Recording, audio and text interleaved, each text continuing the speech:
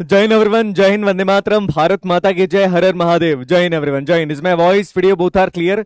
जय हिंद शिवान, जय हिंद, जय हिंद नरेंद्र सिंह यादव, जय हिंद राकेश, जय हिंद, वंदे मातरम, भारत माता की जय, हर हर महादेव। जय हिंद, भारत माता की जय, वंदे मातरम। राकेश जय हिंद, शिवान जय हिंद, अंश जय हिंद, राकेश जय हिंद। अंश, मेरी voice video both are clear? Please confirm कर दो।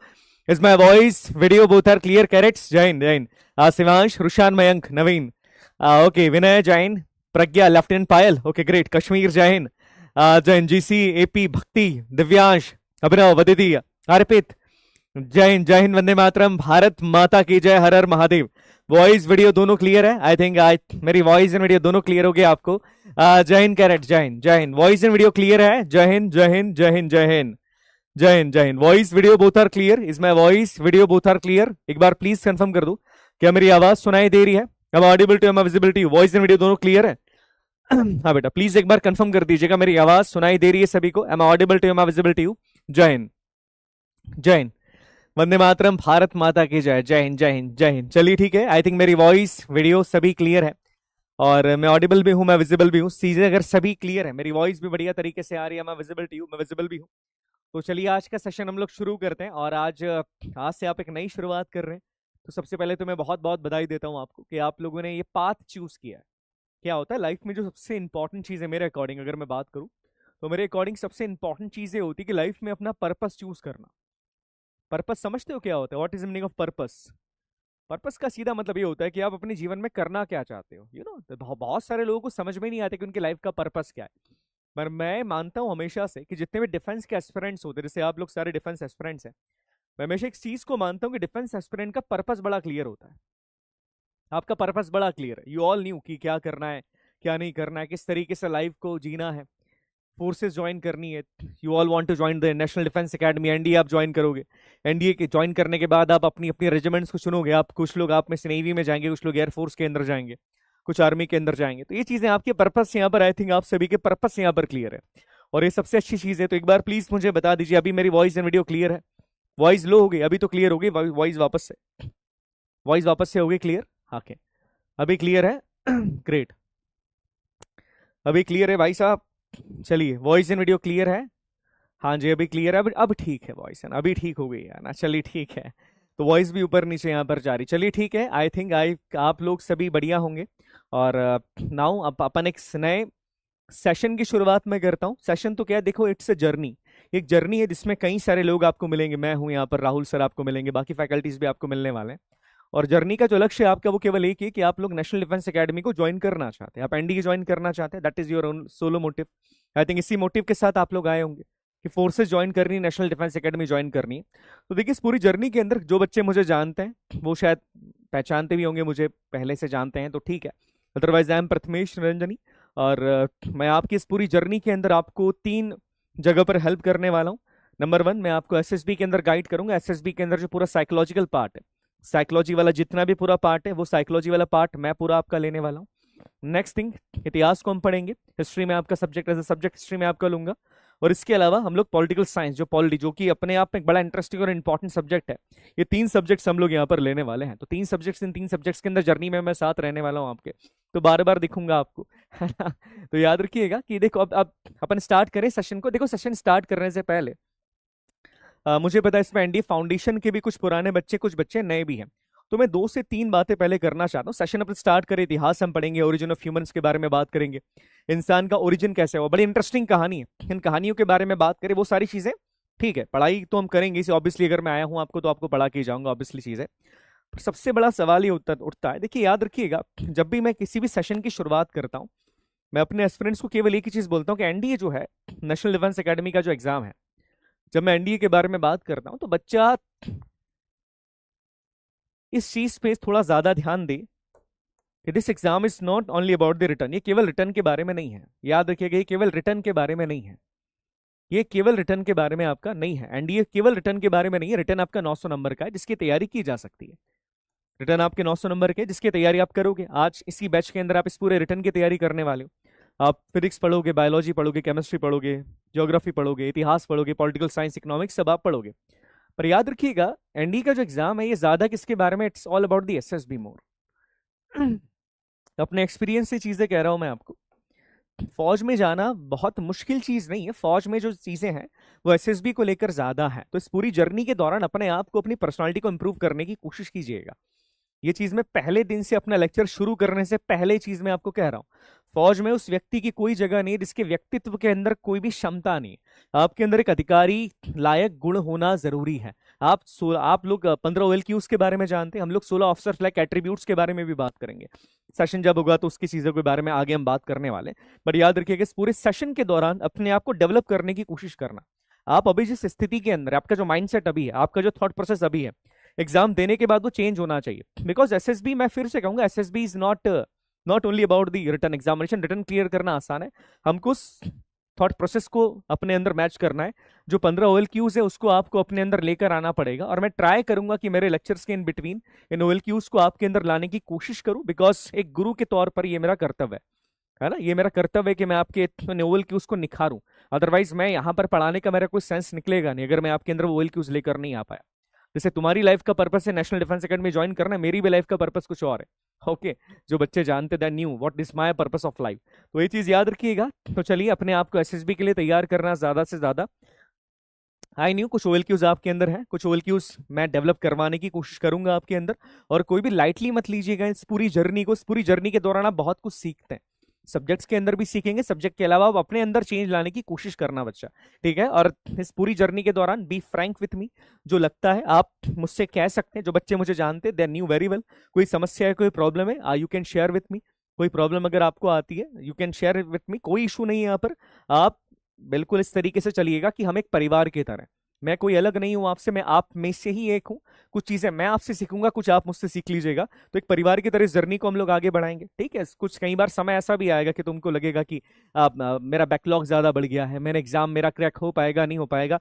सेल्फ डाउट्स आएंगे बहुत सारे ज्यादा तुमको। अभी शुरुआत में मजा आ रहा है। क्या होता है जब अपन जर्नी की शुरुआत करते हैं, वी आर वेरी मोटिवेटेड, हम बड़े मोटिवेटेड होते हैं कि अच्छा बहुत लंबी छलांग हम लगाएंगे, हम यहाँ पर करेंगे, वो करेंगे।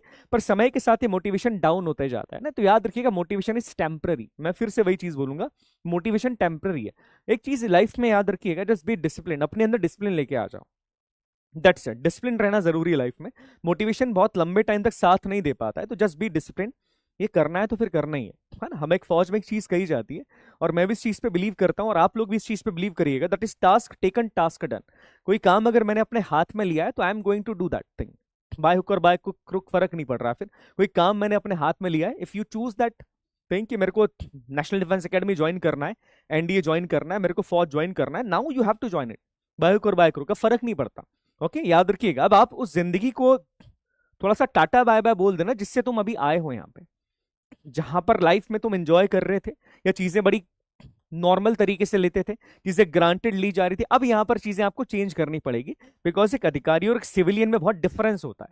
एक अधिकारी और सिविलियन में बहुत मेजर डिफरेंस है, याद रखिएगा। चलिए, अब एक सवाल मैं आपसे पूछता हूँ, मैं अपनी हर नई बैच के अंदर पूछता हूँ, और मैं इसका जवाब ढूंढ रहा हूँ। मैं बेसिकली अगर मैं बताऊं ना, बहुत लंबे टाइम से मैं इसका जवाब ढूंढ रहा हूँ। मुझे एक बात बताइए, एक चीज है, आपकी लाइफ का वाई बड़ा इंपॉर्टेंट होता है ना। मैं हमेशा इस चीज के ऊपर बहुत बिलीव करता हूँ, दैट आपकी लाइफ का वाई बड़ा इंपॉर्टेंट है कि आप जी क्यों रहे हैं। आपकी लाइफ का वाई बड़ा इंपॉर्टेंट है। सरदार भगत सिंह जी को अपने लाइफ का वाई कब मिला था? जब जलियांवाला बाग हत्याकांड हुआ था, पता है ना, जनरल डायर ने गोलियां चलाई थी। तो उस टाइम पर सरदार भगत सिंह जी की उम्र थी 12 साल, और उनके स्कूल से 23 मील दूर था जलियांवाला बाग। आधी रात को पैदल चल के वहां पे जाते हैं वो। पैदल चल के जाने के बाद वहां पर जो खून में सनी मिट्टी थी उसको बॉटल में भर के लाते हैं। और उस दिन उस व्यक्ति ने अपने जीवन का पर्पस ढूंढ लिया कि this is my purpose of life. कि मैं क्यों जिंदा रहना, मुझे जिंदा इसलिए रहना है क्योंकि ब्रिटिश हुकूमत को मेरे को भारत से बाहर करना है। That was Sardar Bhagat Singh purpose. आपके जीवन का पर्पस क्या है? Why why you want to join the army? आपने सोचा कि साहब फोर्सेस ज्वाइन करेंगे, we want to join the defence forces. Defence से क्यों चूज करा बेटा?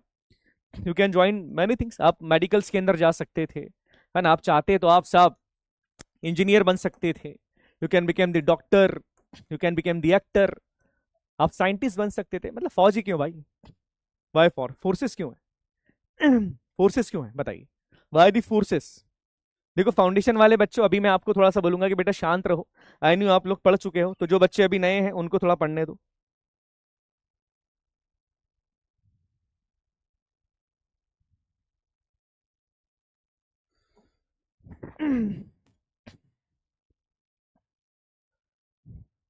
Adventurous life, purpose of life, serve the nation, देश के लिए, देश की सेवा करने। देखो देश की सेवा करने के तो कई सारे तरीके हैं। देश की सेवा करने का एक तरीका ये भी है कि आप आईएएस बन जाते हैं, आप आईपीएस बन जाते हैं, you can become the doctor, doctor बन के भी देश की सेवा की जा सकती थी। Why the arm forces? Arm forces क्यों है? रिस्पेक्ट है इसमें। ओके, और कोई? To serve the nation because of your father is in the arm forces. ठीक है, और कोई? अंदर से नहीं आता क्या वो? अंदर से कहते हैं ना, देखो मैं तो क्या है, देखो मैं रॉ भाषा में बात करता हूँ, मैं गांव का आदमी हूँ, तो मैं थोड़ा सा आप लोगों से उसी तरीके से और उसी रॉ भाषा के अंदर बात करूंगा। अंदर से एक है ना, कुछ अंदर है, दैट व्हाट आई फेल्ट, कि अंदर कुछ है। वो अंदर जो है ना, वो सोने नहीं देता रात को। I don't know what is this, there is something in my heart और समथिंग इन माई माइंड, वो सोने नहीं देता। हर चीज में वही चीज दिखती है। कहीं भी जाता हूं तो लगता है कि बस फोर्सेस, रात को सो रहा हूं तो फोर्सेस के बारे में सोचता हूँ। ये होता है ऐसा? किसी के साथ हो रहा है? तुम लोगों के साथ ऐसा? कि कहीं भी जा रहा हूं तो I just see the forces, मेरे को अधिकारी दिखते हैं, मेरे को देश ही दिखता है, मेरा मन नहीं लग रहा है सर। ना मन लगता है किसी फेस्टिवल के अंदर मन लगता है, ना किसी रिलेशनशिप में मन लग रहा है, ना किसी दूसरे काम को करने में मन लगता है। वो अंदर से एक फीलिंग आती है कि अगर ये नहीं मिला तो जीवन में कुछ मिलेगा नहीं मेरे को। If I don't found that, अगर ये चीज मुझे नहीं मिली तो जीवन मेरा व्यर्थ है। वो फीलिंग जो आ रही है ना, अगर ये फीलिंग नहीं आई अभी तक तो फिर शायद पर्पस में समस्या है बेटा। वो फीलिंग अगर आ रही है then you are on the right path, वो फिर तुम राइट पाथ के अंदर हो। और ये जो फीलिंग है हम किसी को बता नहीं सकते, we can not tell anyone, है ना, नहीं बता पाते। हम बताते तो मजाक उड़ाते लोग, अरे वो अंदर से एक चीज आती है। तिरंगा देखते हैं तो एक कहते हैं ना कि रोंगटे खड़े हो जाते तिरंगा देख के। कहीं पर भी कुछ चीजें आती तो माइंड में वही चलता है। गन्स दिखती है, बुलेट्स दिखती है, देश प्रेम की भावना, ये सारी चीजें दिमाग के अंदर चलती। दैट मीन्स तुम उस स्टेज पे आ चुके हो जहां पर तुम फैनेटिक हो गए हो तुम्हारे नेशन के लिए, तुम्हारे पर्पस के लिए। फैनेटिक का मतलब पागल हो गए हो, और इस पर्पस को पाने के लिए थोड़ा सा पागल होना जरूरी है ना? दैट इज द थिंग कि पागल होना जरूरी है। तो you are on the right path, right track, और फोर्स से ज्वाइन करो। You are going to enjoy your life, देश के लिए भी कुछ करोगे, और ये जर्नी को एंजॉय करना, कुछ करो ना करो, सीखने को बहुत कुछ मिलेगा बेटा। चलिए ठीक है, स्टार्ट करें सेशन की, हम शुरुआत करें, है ना? चलो बातचीत करते करते सेशन निकल जाएगा। महीने अपने पास कितने हैं? वी हैव द 6 मंथ, 6 महीने अभी अपने पास है ना। अभी आप में से कुछ बच्चे पुराने फाउंडेशन के हैं, कुछ बच्चे न्यू यहाँ पर ज्वाइन करें, बट हमारे पास ले देकर 6 महीना है। अब 6 महीने देखो, या तो हुक और बाय क्रुक, मतलब झोंक दो अपने आप को, फर्क नहीं पड़ता 6 महीने के अंदर मेरे जीवन में क्या चल रहा है, दुनिया के अंदर क्या चल रहा है, कौन मुझसे बात करेगा, कौन नहीं करेगा, कौन नाराज है मुझसे, कोई फर्क नहीं पड़ना चाहिए 6 महीने के अंदर। 6 महीने एग्जाम के लिए झोंक दो अपने आप को, तैयार कर लो। तैयार किसके लिए करना है? Not only for the interview, also for the SSB. SSB के लिए भी अपने आप को तैयार करना है, और उसके लिए मैं हूं तुम्हारे साथ, बाकी फैकल्टीज भी हैं। तो जर्नी शुरू करते हैं अपन। और आज आज का जो सेशन है, दैट इज जो मेरा आज का टॉपिक यहाँ पर मैं लेकर आ रहा हूँ, जिस सब्जेक्ट के साथ मैं आया हूँ, दैट इज हिस्ट्री। आज हम इतिहास के बारे में बात करेंगे, और इतिहास का पहला लेक्चर है आज। तो पहला लेक्चर देखो, आज बहुत ज्यादा अपन ऐसा पढ़ेंगे नहीं कि यार ये भी पढ़ लिया वो भी पढ़ लिया ना। We are not going to do that. धीरे धीरे चीजों को करना सीखेंगे। जब तुम नेशनल डिफेंस एकेडमी के अंदर जाते हैं आप लोग, तो आपको सबसे पहले ऐसा नहीं कि गन चलाना सिखा दिया जाता है, पहले बताएंगे साहब कि गन क्या होता है ना। उसके बाद बैरल किसको कहा जाता है, बैरल के बाद उसको कॉक कैसे पकड़ना, उसके बाद आपको निशाना लगाना, बुल किसको बोलते हैं, उसके बाद कैसे सांस लेनी, क्या करना, ट्रिगर कैसे दबाना, ये सिखाया जाता है। सेम चीज इस जर्नी के साथ भी, कि धीरे धीरे आप सीखिएगा। आप कहीं से भी पढ़ के आए हो, आपने पहले भी पढ़ा है, बिकॉज आई न्यू फाउंडेशन के बच्चे भी यहाँ पर है, फिर भी बहुत टेंशन नहीं लेना, बिना लोड के पढ़ना, सीखने के लिए पढ़ना है अपने को। ओके, और इतिहास के बारे में जानना जरूरी है। इतिहास का मतलब केवल वो इतिहास नहीं है जो अंग्रेजों ने लिखा है हमारे देश में। हमारे देश में हमारे इतिहास के बारे में भी हम बात करेंगे। हम यहाँ पर राजा पुरुषोत्तम के बारे में भी बात करेंगे, हम महाराणा प्रताप के बारे में भी बात करेंगे, हम छत्रपति शिवाजी महाराज के बारे में भी बात करेंगे, क्योंकि सवाल भी यहाँ से बनते हैं, और इस रियल इतिहास को जानना मेरे हिसाब से जरूरी है। तो इस इतिहास को हम डिटेल में, हिस्ट्री को डिटेल के अंदर पढ़ने वाले। और इतिहास एनडीए के सिलेबस में एक बड़ा इंपॉर्टेंट और बड़ा मेजर रोल प्ले करता है। सवाल डिफिकल्ट आते हैं, ऑफ कोर्स बहुत इजी सवाल नहीं आने वाले, डिफिकल्ट सवाल आने वाले। तो चलिए स्टार्ट करें इस जर्नी को। अब देखिए, हिस्ट्री के बारे में अगर मैं बात करूं, देखिए हिस्ट्री इंपॉर्टेंट है, बहुत इंपॉर्टेंट है बेटा, बहुत इंपॉर्टेंट है। चलिए, अब ये this is the group for the SSB, it is for the SSB, और मेजरली एसएसबी के लिए है। इस पे मैं अभी तो नहीं, बट कुछ समय के बाद भी मैं लाइव आता हूं। कई बार हम लोग पीपीएनडीटी पे डिस्कशन करते हैं, टीएटी पे डिस्कशन करते हैं, आपको बहुत सारे बच्चे मिल जाएंगे अराउंड 53,000 बच्चे इस ग्रुप के ऊपर अभी हैं। तो क्या होता है, उसका फायदा मिलेगा आपको, डिस्कशन आप कर सकते हैं बच्चों के साथ। और डिस्कशन का फायदा ये होता है that you can improve your English, English भाषा को आप इंप्रूव कर सकते हैं। इंग्लिश इंप्रूव करना एसएसबी के लिए जरूरी है, तो इफ यू वांट आप ज्वाइन कर सकते हैं। चलिए हम आप अपनी आज की जर्नी को हम शुरू करते हैं। और इतिहास के बारे में अगर मैं बात करूं, देखिए जब मैं हिस्ट्री के बारे में बात करता हूं, इतिहास, हिस्ट्री का मतलब क्या है?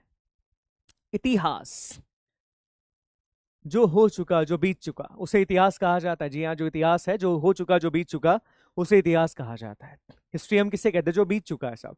इतिहास, हास मतलब जो हो चुका है, जो पुराना है, आप उसको इतिहास कहते हैं। अब अगर मैं बात करूं एनडीए के पॉइंट ऑफ व्यू से, तो इतिहास का सीधा मतलब क्या होता है? इतिहास के अंदर आपको देखेंगे, अगर मैं क्लियरली बात करूं, हम तीन तरह की हिस्ट्री के बारे में बात करते हैं। पहली आपकी आएगी एंशियंट हिस्ट्री। क्या चीज है एंशियंट हिस्ट्री के अंदर, सब हम डिस्कशन करेंगे, बट याद रखिएगा पहले हम बात करेंगे एंशियंट हिस्ट्री के बारे में। शुरुआत एंशियंट हिस्ट्री से करते हैं हमेशा। एंशियंट के बाद आपकी जो हिस्ट्री आती है दैट इज मिडाइवल हिस्ट्री, और मिडाइवल के बाद आप जिस इतिहास के बारे में बात करते हैं that is your modern history. अब तीनों में डिफरेंस क्या होता है? देखिए तीनों का डिफरेंस मैं आपको बता दूं। जब हम एंशियंट हिस्ट्री के बारे में बात करेंगे तो हम बात करेंगे बहुत प्राचीन काल के बारे में, हम बात करेंगे वैदिक सभ्यता के बारे में, हम बात करेंगे मोहनजोदारो के बारे में, हम बात करेंगे मौर्यन साम्राज्य के बारे में, हम बात करेंगे सम्राट स्कंदगुप्त के बारे में, सम्राट समुद्रगुप्ता के बारे में, हम बात करेंगे ऐसे वीर योद्धाओं के बारे में जिन्होंने भारत में किसी भी बाहर के आक्रमणकर्ता को घुसने नहीं दिया, हम बात करेंगे ऐसी जातियों के बारे में जिनके बारे में हमसे छुपाया जाता है, शाकास, कुषाण, हूण, इनके बारे में सुना, इंडो ग्रीक्स, इनके बारे में बात करेंगे, डिटेल से बात करेंगे कि भारत के अंदर ये आए, तो भारत के अंदर आने के बाद इनका भारत में योगदान क्या रहा, किस तरीके से भारत पे इन्होंने कब्जा करना धीरे धीरे शुरू करा। हम यहाँ पर जैनिज्म, बौद्धिज्म के बारे में बात करेंगे, और इसके अलावा हम बात करेंगे उस वैदिक संस्कृति के बारे में जिसका नाम भारत वंश में आज भी सबसे ज्यादा है। हम चार वेदों के बारे में बात करने वाले, that is the ancient history, बहुत डिटेल के अंदर बात करने वाले। तो एंशिएंट हिस्ट्री हम पढ़ेंगे, चिंता मत कीजिएगा। नेक्स्ट आता है आपका मिडाइवल हिस्ट्री। मिडाइवल हिस्ट्री का मतलब क्या होता है? मिडाइवल हिस्ट्री का मतलब होता है कि जहां से देश में अरबों का आक्रमण शुरू हो गया। जी हाँ, अरब्स ने देश में आक्रमण करना शुरू किया था। अरब जब आक्रमण करते, मोहम्मद बिन कासिम, ये वो व्यक्ति था जो भारत में पहली बार हमला करेगा 711 AD के आसपास। हम अरब के आक्रमण से इसकी शुरुआत करते हैं। हम अब अरब के आक्रमण के बाद हम बात करेंगे मंगोल्स के बारे में, हम बात करेंगे मुगल्स के बारे में, अकबर, सल्तनत एरा, इन सब के बारे में यहाँ पर हम बात करेंगे। यहाँ पर हम बात करेंगे राजपूताना किंगडम्स के बारे में, संगम एरा के बारे में बात करेंगे, चोलास के बारे में भी यहीं पर बात की जाती है। तो ये आपका होगा मिडाइवल। और मॉडर्न हिस्ट्री के अंदर बात करेंगे जब भारत में अंग्रेज आए, अराइवल ऑफ ब्रिटिशर्स, मतलब 1600 के बाद से जब भारत में ब्रिटिशर्स का आगमन होता है, उसके बाद से क्या क्या इवेंट्स हुए। हम बात करेंगे महात्मा गांधी जी के बारे में, हम बात करेंगे सरदार भगत सिंह जी के बारे में, हम बात करेंगे चंद्रशेखर आजाद जी के बारे में, रेवोल्यूशनरी मूवमेंट्स के बारे में, जितनी भी चीजें हुई हैं उन सारी चीजों के बारे में बात करेंगे हम लोग। एक सेशन मैंने अभी लिया था, तकरीबन 9 घंटे का सेशन है मॉडर्न हिस्ट्री का, बिकॉज मॉडर्न हिस्ट्री थोड़ा ज्यादा इंपॉर्टेंट होता है। तो शक्ति में शुरुआत मैंने मॉडर्न हिस्ट्री से ही करवाई है, और इतिहास के इन चीजों के बारे में ही हमको डिटेल में जाके बात करना है। पर आज का लेक्चर थोड़ा अलग है। आज का सेशन जो है ये इन तीनों चीजों के बारे में नहीं है। आज का लेक्चर है ओरिजिन ऑफ ह्यूमन के बारे में, कि इंसान कैसे है, हमारा ओरिजिन क्या है। बताइए। Bihar, Bihar is the most important city. Bihar को देखो, मुझे गुस्सा क्यों आता है ना, एक चीज बताता हूं मैं आपको। बिहार को आज लोग किस नाम से जानते हैं? बिहार के बारे में जब भी बात की जाती है तो कुछ लोगों ने बिहार का नाम खराब करके रखा है। यस और नो? ऑब्वियसली कुछ लोगों ने बिहार का नाम खराब करके रखा है। बिहार का नाम खराब किया सिनेमा ने सबसे ज्यादा इस देश में। सिनेमा हो गया, आपकी वेब सीरीज होगी, बिहार को बोलते साहब कि बिहार में गन और कट्टा है, केवल ये दिखाते बिहार के नाम पे। बिहार का असली इतिहास आप एंशिएंट हिस्ट्री के अंदर पढ़िएगा। बिहार इतना समृद्ध राज्य था, इतना समृद्ध राज्य है, पर कुछ चीजों के कारण उसका नाम खराब किया जाता है। बिहार के अंदर जब मैं मगध के बारे में हम बात करेंगे, मगध का अराइवल कैसे हुआ, मगध कैसे आगे बढ़ा है, इसके बारे में आज कोई बात करना नहीं चाहता है। बिहार के नेगेटिव चीजें सब दिखाते, पॉजिटिव कोई नहीं दिखा रहा है। और मुझे एक बात बताओ, दुनिया का कौन सी कंट्री का कौन सा राज्य, कौन सा एरिया ऐसा है जहां पर कुछ समस्याएं नहीं है? बताइए कहां पर नहीं है? कोई है ऐसा राज्य? कोई राज्य, कोई आपको ऐसा राज्य नहीं मिलेगा। पर क्या होता है, किसी एक राज्य को टारगेट किया जाता है, और किसके द्वारा टारगेट किया जा रहा है? मीडिया। ये लोग टारगेट करते हैं, क्यों करते हैं? देखो, एक छवि खराब करनी है, अपने गलती को छुपाने के लिए, छवि खराब करने के लिए ये चीजें की जाती है। तो याद रखिएगा, इसलिए मैं कहता हूं कि अपने राज्य के बारे में, अपने इतिहास को जानना जरूरी है। I am from the Rajasthan, मैं राजस्थान से हूँ, बाली वाली देख के समझ में आ गया होगा। तो राजस्थान का इतिहास जिस तरीके से गौरव वाला रहा है, वैसे बिहार का इतिहास भी गौरव वाला ही रहा है। भारत के हर राज्य का इतिहास बड़ा गौरव वाला है। आसाम, आसाम के अंदर अहोम्स के बारे में सुना होगा आपने। अहोम्स ऐसी किंगडम थी जिसको कोई हरा ही नहीं पाया। कामरूप किंगडम आसाम को कहा जाता है, अहोम्स को कोई नहीं हरा पाया आज तक। तो दीज आर द थिंग्स जिसके बारे में जानना हमको जरूरी है। But the problem with our education system कि हमको वो सिखाया जाता है कि साहब हमको हराया किसने, हम हारे किससे, अरे हमने किसको हराया, इसके बारे में ज्यादा बात नहीं की जाती। बट हम लोग इसके बारे में बात करेंगे, याद रखिएगा, हम लोग इसके बारे में बात करने वाले हैं, ठीक है। और याद रखना कि किसी भी चीज को अगर आपको अपने देश को चेंज करना है तो बेटा वो आप और मैं ही कर सकते हैं, कोई और नहीं कर सकता, वो आप और मैं ही कर सकते हैं, ठीक है। कोई और चेंज नहीं करेगा। और मैं एक रिक्वेस्ट करूंगा आपसे कि आप मुझसे कुछ सीखें ना सीखें, आप एनडीए के अंदर सिलेक्शन आपका हो ना हो, देखो ये तो महादेव की मर्जी है, महादेव जहां चाहेगा वहां पर तुम्हारा सिलेक्शन रिकमेंडेशन होगा। पर सबसे बड़ी बात ये बेटा कि आप लोग जो है एक अच्छे नागरिक बनिएगा। हमारा देश एक एंटिटी है और मैं क्लियरली कह रहा हूं इसको खाने के लिए लोग बैठे हुए हैं। आसपास की जो कंट्रीज है ना, चाइना पाकिस्तान, गिद्ध की तरह अपने देश को नोचने के लिए बैठे हैं। आप देखो कितने सारे मुद्दे देश में चल रहे हैं, कहीं पर खलिस्तान का मुद्दा, कहीं पर भाषा को लेके मुद्दा। अभी देखो भाषा को लेके मुद्दे चल रहे हैं, लड़ाई पहले धर्म के नाम पे थी, जाति के नाम पे थी, भाषा के नाम पे लड़ाई हो रही है। तो इन चीजों से अपने आप को थोड़ा ऊपर रखना बेटा। We all are Indians, number one thing. आप फोर्सेस ज्वाइन करना चाहते हैं, फोर्सेस में राष्ट्र सर्वोपरि, राष्ट्र सबसे ऊपर है, बाकी चीजें सेकेंडरी यहां पर आती है। तीसरी बात, जस्ट बी डिसिप्लिन, अपने आप को उसी तरीके से तैयार करिएगा। क्लियर, स्टार्ट करें, चलिए आगे बढ़े। सही बात, वेस्ट बंगाल से, अरे सब अपन भारत के लोग हैं, अपन लोग सब भारतवासी, वी आर इक्वल। ये भावना बस अपने माइंड में रखिएगा कि हम सब एक ही हैं, वी आर ऑल इक्वल, हम अलग अलग नहीं है। हमारे दुश्मन जो है वो बाहर है, देश के अंदर जो है अपने आप को एक दूसरे का दुश्मन मत बना लेना, कभी धर्म के नाम पे कभी जाति के नाम पे, डोंट डू दैट थिंग, वो मजा नहीं आएगा बेटा। चलिए स्टार्ट करते हैं।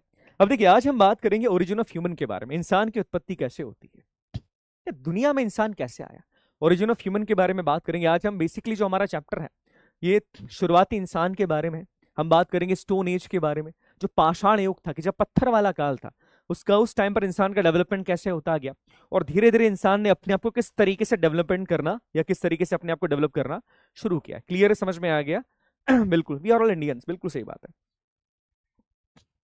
सही है। मणिपुर क्राइसिस इश्यूज है मणिपुर के अंदर भी, हाँ है इश्यूज मणिपुर के अंदर। मणिपुर के अंदर देखो अभी एक वीडियो आया था, मैं बात करता हूँ थोड़ा ज्यादा, चलेगा ना?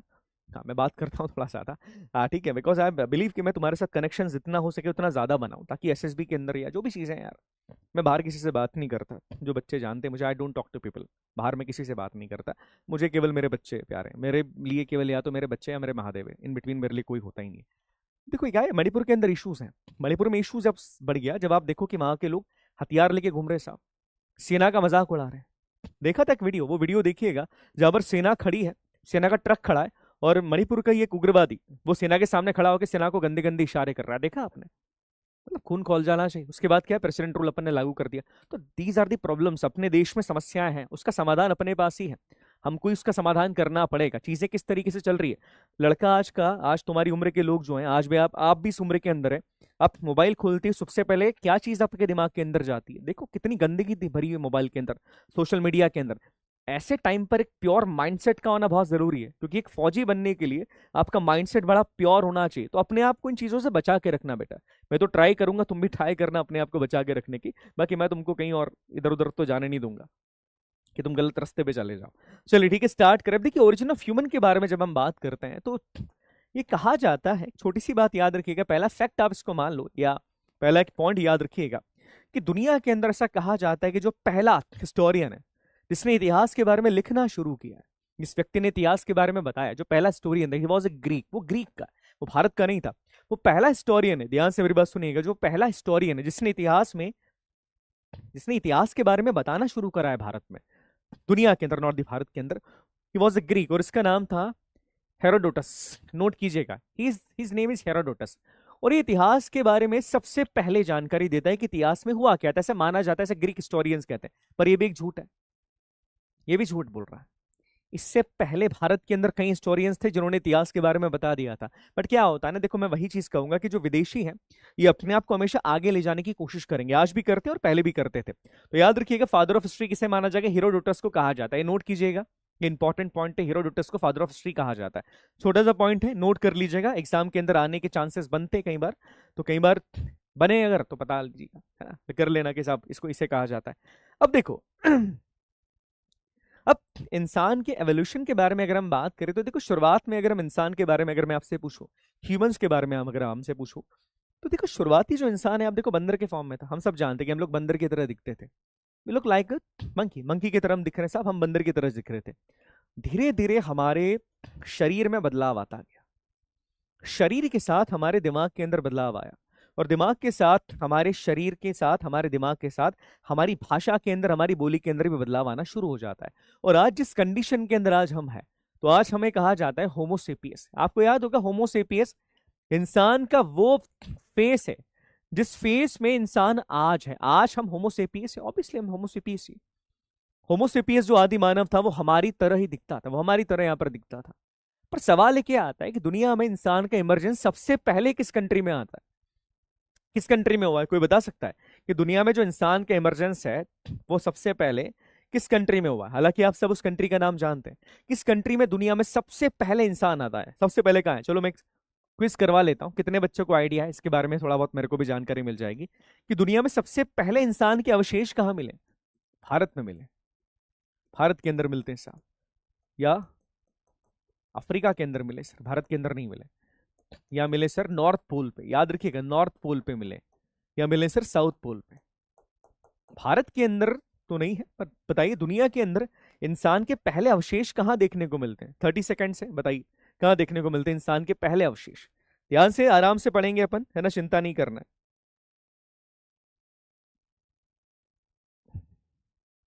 अभी क्या थोड़ा सा गला मेरा बैठा है।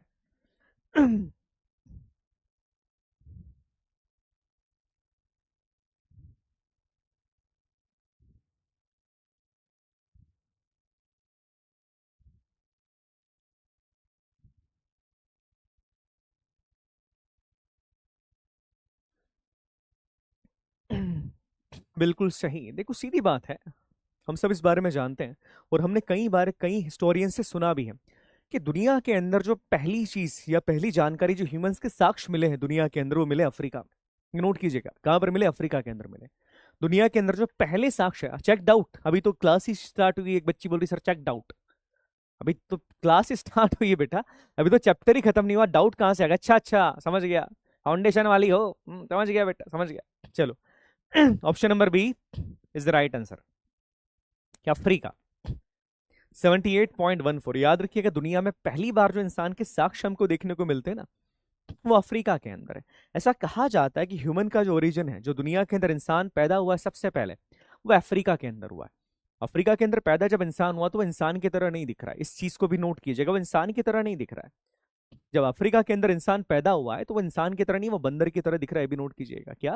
वो बंदर की तरह दिख रहा है। ओके क्लियर है? याद रखिएगा वो बंदर की तरह दिखता है, ये नोट कीजिएगा। अफ्रीका एक पूरा कॉन्टिनेंट है ऑब्वियसली, और अफ्रीका के उस कॉन्टिनेंट के अंदर ही कहा जाता है कि इंसान जो है वो पहली बार दिखाता है ना, पहली बार इंसान के साक्ष्य यहां पर मिलते हैं। ओके एविडेंस बेटा, इन साक्ष्य ने हिंदी इंग्लिश एविडेंस। भाई साहब लक्ष्मण भाई साहब कहां से आए हो?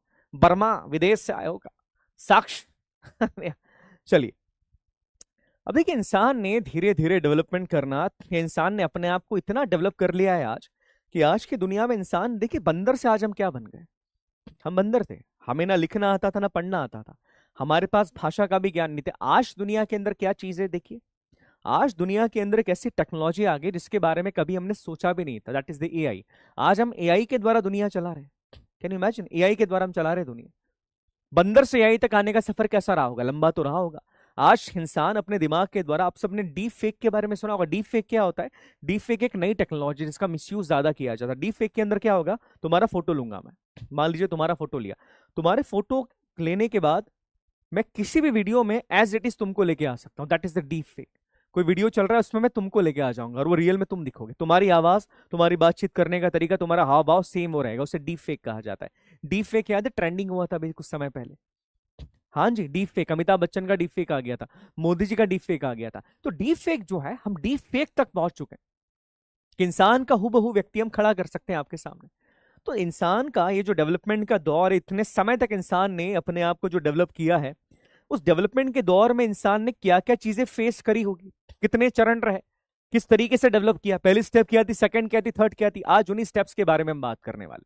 और याद रखिएगा जब हम इतिहास के बारे में बात करते हैं तो सबसे पहले हिस्ट्री को 3 पार्ट्स में डिवाइड किया जाता है। याद रखना, यहां से आपकी क्लासेस शुरू होती हैं, यहां से आपका मेजर जो पोर्शन है वो शुरू होता है, यहां से समझना चालू करना, बिकॉज ये चीजें बड़ी इंपॉर्टेंट, इतिहास को समझने से पहले इतिहास के पूरे टाइमलाइन को समझना जरूरी है। किस चीज को हमने क्या किया, कब से कौन सी चीज शुरू होती है, किस चीज के बारे में क्या कहा जाता है, कौन सी चीज में क्या चीजें दिखाई जाती है, कैसे हमारा डेवलपमेंट हुआ है, और इन चीजों के बारे में चीजें जानना जरूरी है। कि इतिहास, हिस्ट्री के बारे में बात करें तो इतिहास को 3 पार्ट्स में डिवाइड किया जाता है। ध्यान से मेरी बात सुनिएगा, इतिहास को 3 पार्ट्स में डिवाइड किया जाएगा। पहला होता है प्री हिस्ट्री। प्री हिस्ट्री का मतलब क्या है? प्री हिस्ट्री क्या है? प्री हिस्ट्री का मतलब है साहब stone age. Basically pre history में बात की जा रही स्टोन एज की। किसके बारे में बात की जा रही? स्टोन एज की। प्री हिस्ट्री में जितने भी इवेंट्स है उसका हमको कोई भी रिटर्न एविडेंस नहीं मिलता, नो रिटर्न एविडेंस। नोट कीजिएगा, प्री हिस्ट्री इतिहास का वो समय है जब इंसान को लिखना पढ़ना नहीं आता था।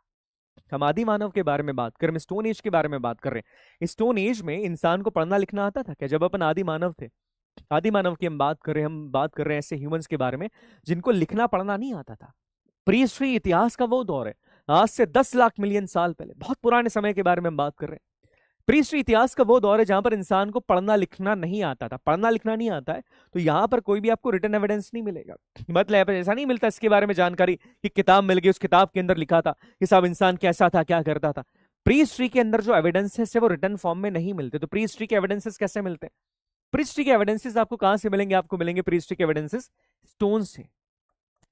पत्थरों के अंदर आपको जो ड्रॉइंग्स मिलती है, पत्थरों के अंदर आपको जो चित्र मिल रहे हैं, आप इन चित्रों से, इन ड्राइंग से आप इस इतिहास के समय के बारे में जानकारी प्राप्त करती है। अच्छा, ये समय ऐसा था।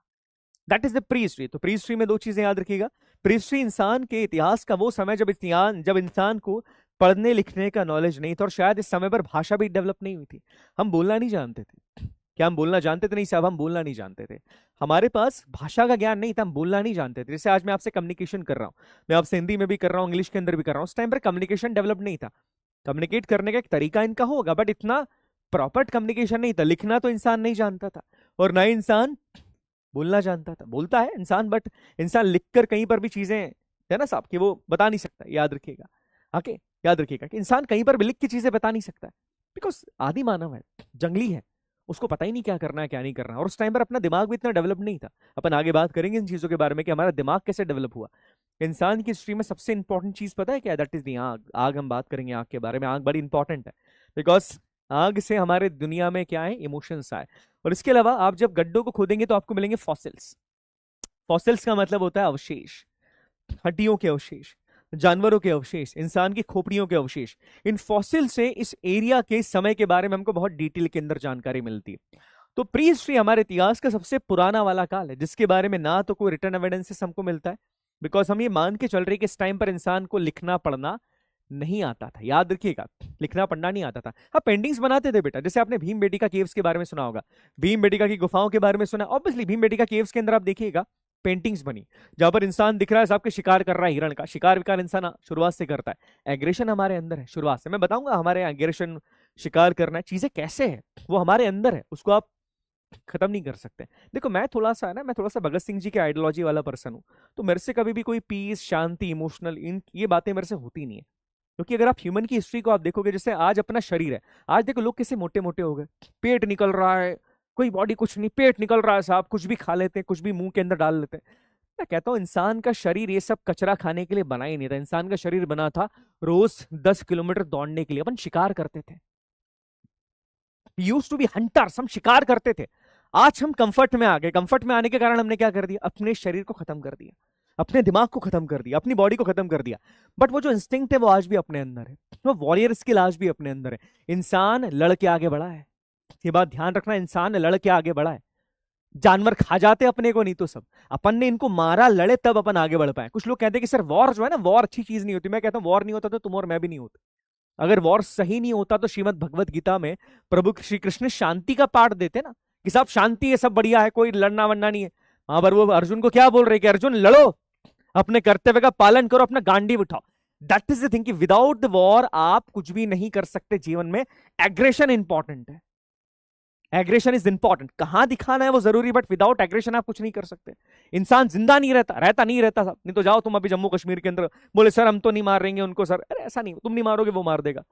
एनिमी दिखते ही खत्म करो, न्यूट्रलाइज करो। That is the thing.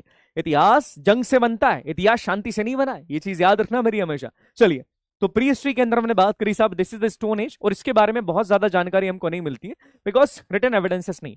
अब हम बात करेंगे प्रोटो हिस्ट्री के बारे में। देखो ये बड़ा इंटरेस्टिंग है। प्रोटो हिस्ट्री के बारे में ये कहा जाता है कि यहां पर इंसान को लिखना भी आता है। इंसान जो वो लिख सकता है साहब, मैन कैन राइट। इंसान लिख सकता है, लिखना भी आता है, और इंसान को पढ़ना भी आता है। इंसान रीड भी कर सकता है, लिखना भी आता है, पढ़ना भी आता है, और इस टाइम के रिटन एविडेंस भी है। क्या रिटन एविडेंस भी आपको मिलते हैं। बट समस्या ये है, the problem is that thing, समस्या सबसे बड़ी ये आती है कि जो रिटन एविडेंस इस टाइम के मिले उसको अपन पढ़ नहीं पा रहे, उसको अपन डीकोडिफाई नहीं कर पाते। लिखा क्या है नहीं समझ में आ रहा है। इस टाइम पर क्या है याद रखना, प्री में तो पढ़ लिख ही नहीं सकते थे, दिमाग नहीं था इतना, पढ़ना लिखना नहीं आता था, कोई लैंग्वेज का डेवलपमेंट नहीं हुआ था, ना रिटन लिखना नहीं आता था अपने को, लिपि भी डेवलप नहीं हुई थी। प्रोटो के बारे में कहा जाता है प्रोटो हिस्ट्री के अंदर इंसान को लिखना पढ़ना सब आता है, और यहां पर हमने एविडेंस मिलते भी, रिटर्न के अंदर एविडेंसेस मिलते हैं। बट प्रॉब्लम है कि जिस भाषा का यूज किया गया इस टाइम में, जिस लैंग्वेज का यूज किया गया है, उस भाषा को हम डिकोडिफाई नहीं कर पा रहे। We are not able to decodify that language. ये कहा जाता है कि अगर इस समय की भाषा को अपन ने डिकोडिफाई कर लिया तो ह्यूमन हिस्ट्री के कई सारे राज खुल जाएंगे। बट समस्या ये है कि यहाँ पर इस तरह की, यहाँ जो प्रोटो हिस्ट्री के अंदर जो भाषा है, इंसान को लिखना आता है, इंसान को पढ़ना आता है, पर इस टाइम पर जिस भाषा का उपयोग किया गया है उस भाषा को आज हम समझ नहीं पाते, हम डिकोडिफाई नहीं कर पाए। एग्जाम्पल जैसे आपने देखा होगा, सुना होगा एक सिविलाइजेशन के बारे में, कल 9 बजे लेक्चर है, देख लेना। एशियन हिस्ट्री पूरी पढ़ाने वाला हूँ, कल 8-9 घंटे का लेक्चर रहेगा, चाहो तो देख सकते हो। कल सिविलाइजेशन 9 बजे से कल, है ना। आपने आईवीसी के बारे में सुना है? Indus Valley civilisation, that is, इसे कहा जाता है आईवीसी, इंडस वैली सिविलाइजेशन। सुना है इसके बारे में? हाँ जी। हड़प्पा संस्कृति, हड़प्पा पढ़ेंगे अपन, हड़प्पा क्या है, हड़प्पा संस्कृति, हड़प्पा, इंडस वैली सिविलाइजेशन। ये कहा जाता है कि इंडस वैली सिविलाइजेशन की जो भाषा है ना, वो आज भी अपन समझ नहीं पा रहे हैं। We are not able to understand that language. ये इसी समय की है, इससे प्रोटो हिस्ट्री के अंदर आता है इंडस वैली। उस समय भाषा का विकास है, इंसान लिखना जानता है, इंसान पढ़ना जानता है, but the problem is that we are not able to decodify that language. उस लैंग्वेज को हम डिकोडिफाई नहीं कर पा रहे। मोहनजोदारो क्या है लैंग्वेज के अंदर? आप देखो लैंग्वेज के अंदर आज मछलियां बनी हुई है, मछली के बाद पशुपति बने हुए हैं, बहुत सारी चीजें, इतनी क्लासिकल लैंग्वेज है मोहनजोदारो की। कभी अपन जब आईवीसी पढ़ेंगे तो बताऊंगा मैं, बड़ा इंटरेस्टिंग है साहब। अब मोहनजोदारो के लोगों को दफनाते भी हैं, जलाते भी हैं, मतलब बड़ा इंटरेस्टिंग है उनका मामला, अपन पढ़ेंगे बैठ के, बहुत मजा आने वाला है मोहनजोदारो के अंदर।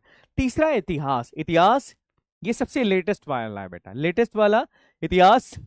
हिस्ट्री के अंदर क्या है साहब, यहां पर इंसान को लिखना भी आता है, इंसान को पढ़ना भी आता है, the man can write, the man can read, और इस टाइम के आपको सारे के सारे एविडेंसेस भी मिलते हैं, और जिस भाषा के अंदर एविडेंसेस मिले हैं उस भाषा को आप जानते हैं। जैसे एग्जांपल की बात करें संस्कृत, अब जैसे इस टाइम में हमको मिले वेद, ऋग्वेद, यजुर्वेद, सामवेद, अथर्ववेद, हम जानते हैं इस भाषा को, संस्कृत के अंदर हमको पढ़ना आता है सारे एविडेंसेस। तो आपको जो पढ़ाई रियल में करनी पड़ती है वो इतिहास की करनी पड़ती है। इतिहास हमारे पुराने जमाने का वो समय, जिस समय पर इंसान को लिखना भी आता है, पढ़ना भी आता है, इसके सारे एविडेंसेस अवेलेबल है, रिटन फॉर्म के अंदर भी एविडेंसेस अवेलेबल है, और जिस भाषा में लिखे हैं, जिस किताबों के अंदर लिखे, जिस भाषा के अंदर लिखे, उस भाषा को लिखना पढ़ना हम सब जानते हैं। याद रखिएगा, उस भाषा को लिखना पढ़ना हम सब जानते हैं। तो ये इतिहास है, और इसी इतिहास के बारे में मैंने कहा था कि ये जो इतिहास है, हिस्ट्री है, इसे 3 पार्ट्स में डिवाइड किया जाता है पढ़ने के हिसाब से। कौन कौन सी? एक है आपकी एंशिएंट हिस्ट्री, दूसरी आपकी कौन सी हो जाएगी? मिडाइवल हिस्ट्री, और तीसरी आपकी कौन सी हो जाएगी? तीसरी आपकी हो जाती है मॉडर्न हिस्ट्री। तो याद रखिएगा कि आप लोग जो पढ़ते हैं बेसिकली वो इतिहास है हमारा। क्लियर है? समझ में आ गया? क्लियर है? क्लियर है? समझ में आ गया? हाँ जी, समझ में आ गया? हाँ बेटा, डाउट पे चेक कर लूंगा बेटा मैं, एक बार क्लास हो जाए बच्चा, फिर मैं डाउट पूरे चेक कर लूंगा। समझ में आ गया? आ गया समझ में? इजिप्ट के बारे में, इजिप्ट के बारे में क्या बात कर रहे हैं? इजिप्शियन सिविलाइजेशन, इजिप्ट के लोग तो गजब ही हैं यार, वो तो इजिप्शियंस बड़े अजीब लोग हैं। समझ में आएगी समझ में, है ना। कभी कभी बीच में राजस्थानी निकल जाए तो कंफ्यूज मत होना, पूछ लेना। ओके चलिए ठीक है। सही बात है, हाँ बहुत बढ़िया।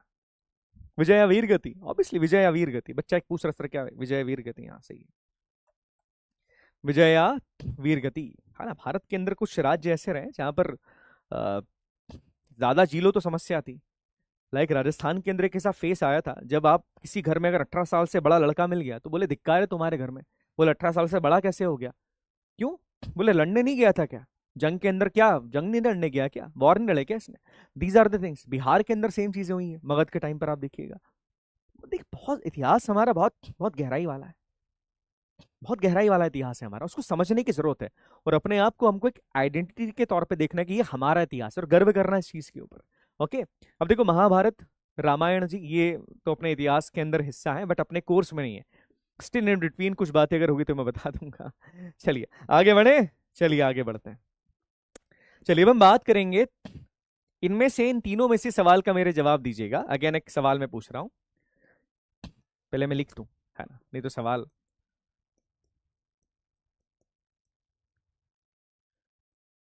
एक सवाल का जवाब दीजिएगा जो अपन ने डिस्कस कर लिया है।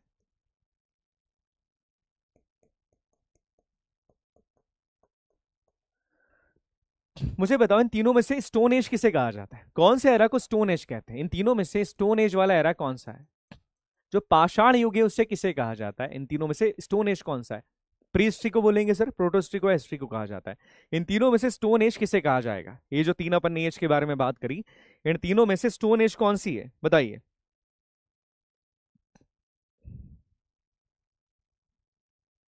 इन तीनों में से स्टोन एज कौन सी है?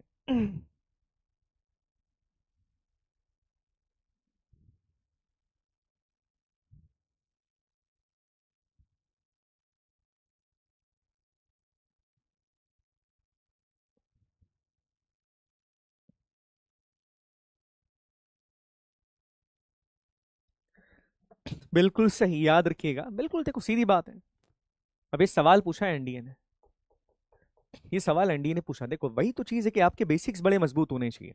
आपके बेसिक्स जितने मजबूत होंगे उतने सही तरीके से आप किसी भी सवाल का जवाब दे सकते हैं, सीधी बात है। साहब यहाँ पर हम बात करें प्री हिस्ट्री की, प्री हिस्ट्री को क्या कहा जाता है? स्टोन एज कहा जाता है, याद रखिएगा। प्री हिस्ट्री को कहा जाता है स्टोन एज, नोट करना, काफी इंटरेस्टिंग और इंपॉर्टेंट चीज है। प्री हिस्ट्री को स्टोन एज के नाम से जाना जाता है। ओके 92.68, बहुत बढ़िया बहुत बढ़िया।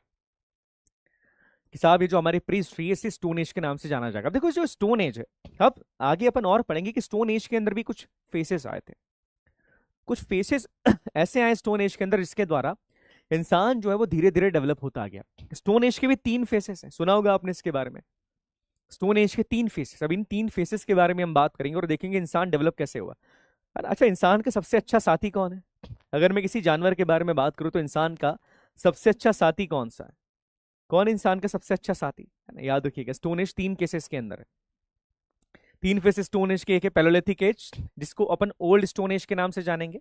लिखते जाता हूं मैं यहाँ पे, तीन फेसेस हैं याद रखिएगा स्टोन एज के। पहला है पैलोलिथिक फेज जिसे आप जानेंगे ओल्ड स्टोन एज के नाम से। किसके नाम से? ओल्ड स्टोन एज के नाम से इसको जानते हैं। उसके बाद आएगा मीसोलिथिक एज, ये मिडिल स्टोन एज है, मिडिल, याद रखिएगा ये मिडिल स्टोन एज है। और लास्ट में आएगा आपका नियोलिथिक, ये आएगा आपका न्यू स्टोन एज। इन तीनों के बारे में बात करना जरूरी है, और यही तीन चरण है इंसान के डेवलपमेंट के, याद रखिएगा। It is also known as the new stone age. ये देख लो आराम से बच्चा, ये सवाल तो नहीं आते हैं, बट ये तीन फेसेस के डेवलपमेंट के बारे में सवाल पूछा जाता है। कौन? डॉग, हॉर्स, डॉग वॉग नहीं है। जंग जीतने में जब डॉग तो नहीं है यार भाई, हॉर्स ही है। जंग जीतने घोड़े पे बैठ के जाते थे कि डॉग पे बैठ के जाते थे? Obviously horses, horses are the most loyal friend of the humans. जितनी जंग जीती है इंसान अपने साथ अपने घोड़े को ले जाता था। चेतक के बारे में सुना होगा आपने, और भी कई सारे हॉर्सेस हैं। हॉर्सेस का योगदान बहुत ज्यादा रहा है। तो ये चीज मेरी याद रखिएगा कि इंसान का सबसे बड़ा दोस्त, अब देखो क्या कंफर्ट के अंदर डॉग आपका दोस्त है, दैट इज टोटली फाइन, पर जंग के मैदान में खड़ा रहना बहुत मुश्किल काम था। सामने से तलवारें चल रही है आपके ऊपर, उस टाइम पर गोलियां नहीं कि दूर से निशाना लगा रहे हैं, that is man to man war, सीधा मैन टू मैन होता है वहां पे। तलवारें चल रही है, भाले चल रहे हैं, और उस टाइम पर किसी घोड़े का खड़ा रहना, that was the most most difficult thing. तो याद रखिएगा घोड़ा जो है वो इंसान का बहुत प्यारा दोस्त माना जाता है, याद रखिएगा। हाथी इसलिए नहीं मानते बिकॉज हाथी जो है वो थोड़ा सा अटैक कर देता है अपने स्वामी के ऊपर भी, घोड़ा अटैक नहीं करता है। अगर आपका घोड़ा है तो वो आप पे अटैक नहीं करेगा। महाराणा प्रताप, महाराणा हम्बीर देव जी, महाराणा संग्राम सिंह जी, इनके हॉर्सेस के कारण इतिहास घोड़ों ने रचा है, ये चीज याद रखिएगा। बट हाँ, एक समय ऐसा था जब हाथियों का इंपॉर्टेंस बहुत बढ़ जाएगा, तो अपन सारे इतिहास के बारे में बात करेंगे।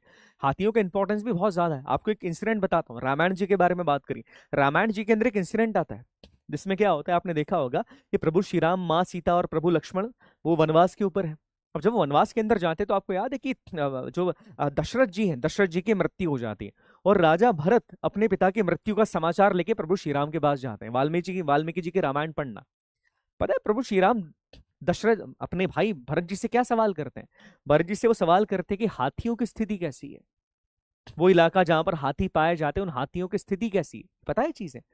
रामायण जी के अंदर भी हाथियों को इतना इंपॉर्टेंस दिया गया बिकॉज किसी राजा को जीतने के लिए हाथियों की होना बड़ा जरूरी था। तो ये चीजें उस टाइम से चली आ रही है। तो देखो, इतिहास को जब अच्छे से पढ़ोगे आपने, अगर रामायण जी पढ़ी, महाभारत जी पढ़ी, जो भी पढ़ा है, तो आप चीजें कनेक्ट कर सकते हो कि हर जानवर इंपॉर्टेंट था, है ना। याद रहे, राम प्रसाद हाथी का नाम था महाराणा प्रताप के, उनका चहीता हाथी था, जैसे चेतक उनका घोड़ा था ना, राम प्रसाद उनका चहीता हाथी था। चलिए आगे बात करते हैं, अब अपन समय व्यतीत नहीं करेंगे। देखो, सॉरी, 1 मिनट देना बेटा, है ना, गला खराब हो गया यार, एक शक्ति लेके गला खराब हो गया, पता नहीं क्या हो गया।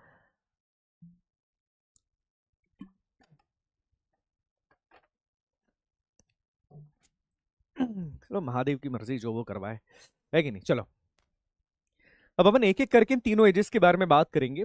ये जो हमारी प्री हिस्ट्री है, प्री हिस्ट्री 3 एजेस के अंदर डिवाइड है, और ये 3 एजेस ने ही ह्यूमन के डेवलपमेंट को आगे लाया है। हम जो डेवलप हुए हैं आज, वो हम इन 3 एजेस के से निकल कर ही अपन लोग डेवलप हो चुके हैं। और ये बड़ी आसान एजेस, इसमें क्या बेसिक सवाल आते हैं कि साहब यहाँ पर कौन से टूल का यूज करते थे, यहाँ पर किसका यूज करते थे, यहाँ पर किसका यूज करते थे, है ना। याद रखिए, eat black pepper, black pepper, black pepper eat करो। हमारे यहाँ मुलेठी मिलती है, गांव में मिलती है मुलेठी। मुलेठी बच्चों को पता होगा, महाराष्ट्र वालों को पता होगा, महाराष्ट्र वालों को पता है कि नहीं, मुलेठी मिलती है अपने यहाँ, अपन बिहार में भी मिलती मुलेठी। उसको है ना मुंह में रख लो, उसको चूसते रहो थोड़ा थोड़ा, तो जो गला है वो सही हो जाता है ना। तो वो ली है बेटा, अभी देखते हैं कितना समय लगेगा। देखिए, अब वही चीज है जिसके बारे में हमने बात करी साहब, कि हमारे देश में जो इतिहास है, इसे 3 एजेस के अंदर हम लोगों ने डिफाइन करा। That is the Palaeolithic age, जिसे हम कहते हैं कि साहब it is the old stone age. Mesolithic age, ये आपकी मिडिल स्टोन एज हो जाएगी। तीसरी यहां पर हो जाएगी आपकी न्यूलिथिक एज, जिसे आप न्यू स्टोन एज के नाम से जानते हैं। इसे आप किस नाम से जानेंगे, इसे आप जानते हैं न्यू स्टोन एज के नाम से। अब देखिए, एक एक करके तीनों एजेस के बारे में बात करना शुरू करेंगे। सबसे पहले जिस एज के बारे में मैं बात करूंगा, याद रखिएगा, that is the palaeolithic period. Palaeolithic period old stone as है, मतलब बहुत पुराना समय। आज से 3 मिलियन, सोचिए, 3 मिलियन बीसी से लेकर 10,000 बीसी तक का समय। अब एग्जैक्टली डेट याद नहीं रखनी, पर याद रखिएगा कि 3 मिलियन बीसी, आज से सोचो 3 मिलियन साल पहले, 3 मिलियन बीसी से लेकर 10,000 बीसी के बीच का जो पीरियड है उसे पैलोलिथिक पीरियड कहा जाएगा। 10,000 बीसी से लेकर 8,000 बीसी का जो पीरियड है उसे कहा जाएगा मीसोलिथिक पीरियड। और नियोलिथिक माना जाता है 8,000 से लेके 4,000 बीसी तक। अपन पढ़ेंगे तीनों के बारे में धीरे धीरे करके। उसके बाद चैकोलिथिक पीरियड आएगा, जो 4,000 से 1,500 बीसी के बीच में आता है। और आयरन एज आएगी 1,500 से 900 बीसी के आसपास। याद रखिएगा, ये आयरन एज है अपने देश में, और पूरी दुनिया के अंदर से आयरन एज के नाम से जाना जाता है। पर सबसे पहले हम बात करते हैं पैलोलिथिक एज के बारे में। पैलोलिथिक एज का मतलब क्या होता है? Old stone as. हम बात कर रहे हैं ओल्ड स्टोन एज के बारे में। अब थोड़ा दिमाग लगाओ, आंखें बंद करो एक बार, और इमेजिन करो कि आज से 10 मिलियन ईयर्स साल पहले क्या होगा दुनिया पे, क्या होता होगा आज से 10 मिलियन ईयर्स पहले दुनिया में क्या है। आज से अगर मैं 10 मिलियन ईयर्स पहले के बारे में बात करूं तो दुनिया के अंदर क्या होगा? दुनिया के अंदर क्या, सिलेबस बता दिया बेटा मैंने, ऑलरेडी बता चुके हैं।